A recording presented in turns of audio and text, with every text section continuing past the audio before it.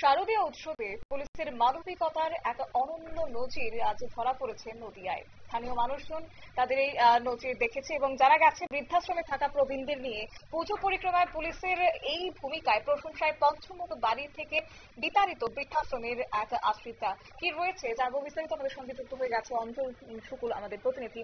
অঞ্চলবাবু, কি জানতে পারছেন? দেখো, শারদীয় উৎসবের প্রত্যেকটা মানুষই কিন্তু মৃত্যু হচ্ছে, কিন্তু শারদীয় উৎসবে যারা শারদীয় উৎসব থাকা সত্ত্বেও দূরে থাকে তাদের জন্য এবার পুলিশের এক অভিনব উদ্যোগ।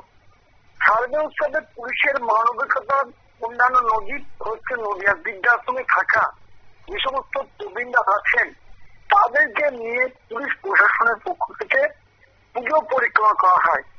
পৌরাণিক যে বিভিন্ন ক্লাব রয়েছে যেগুলো আমাদের পক্ষেও কিন্তু দেখা দুঃসাধ্য, সেই সমস্ত জায়গায় পুলিশ প্রশাসনের পক্ষ থেকে এই বৃদ্ধাশ্রমে যে সমস্ত বৃদ্ধরা আছেন, প্রবীণ মানুষরা আছেন, তারা বাড়ি থেকে বিতাড়িত, কেউ বা বাড়ি থেকে একেবারে নিশ্চিন্ন হয়ে গিয়ে সেখানে আশ্রয় নিচ্ছেন, তারা কিন্তু পুজো কিছু বুঝতে পারে না।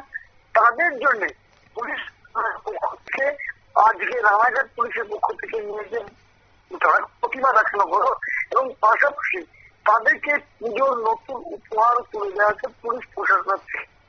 আর এই কাজে সাধুবাদ জানিয়েছে কিন্তু প্রত্যেকটি মানুষ, কারণ আমরা জানি পুলিশ প্রশাসন সব দিকে কিন্তু একটা দুর্নাম থাকে, কিন্তু বলা যেতে পারে আজকে যে দৃশ্য দেখালো এটা কিন্তু পুলিশের একটা মানবিক রূপ কিন্তু ফুটে উঠলো প্রত্যেকের কাছে।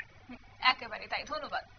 অর্থাৎ অনেকের হয়তো মাথায় ছাদ নেই, অনেকের আবার ছাদ থাকলেও সন্তানরা সেই অর্থে যত্ন নেন না, তাই তাদের আশ্রয় হয় বৃদ্ধাশ্রমে। পুজো আসে চলে যায়, পুজোতে উদযাপন করার মাধ্যম বলতে সেই বৃদ্ধাশ্রম থাকা টিভি, মোবাইলে অথবা জানালা দিয়ে বাইরে তাকিয়ে পুজোর 5টা দিন উদযাপন করা। কিন্তু যদি বৃদ্ধাশ্রমে থাকা সব বয়স জ্যেষ্ঠদের নিয়ে পুলিশের সহযোগিতায় মণ্ডপ ভ্রমণ করানো হয় তবে কেমন হয়? তাই সেই নজিরই এবার করেছে পুলিশ প্রশাসন বাংলায়, এবং সেখানে নজিরবিহীন ঘটনা লক্ষ্য করা গেছে রানাঘাট পুলিশ জেলা এবং কল্যাণী থানায়। বৃদ্ধাশ্রমে থাকা বয়োজ্যেষ্ঠদের নিয়ে কল্যাণীর যোগ্য মণ্ডপে ভ্রমণ করে তাদেরকে ঘুরিয়ে দেখান। নিয়েছি ছোট্ট একটি বিজ্ঞাপন বিরতির সঙ্গে থাকুন।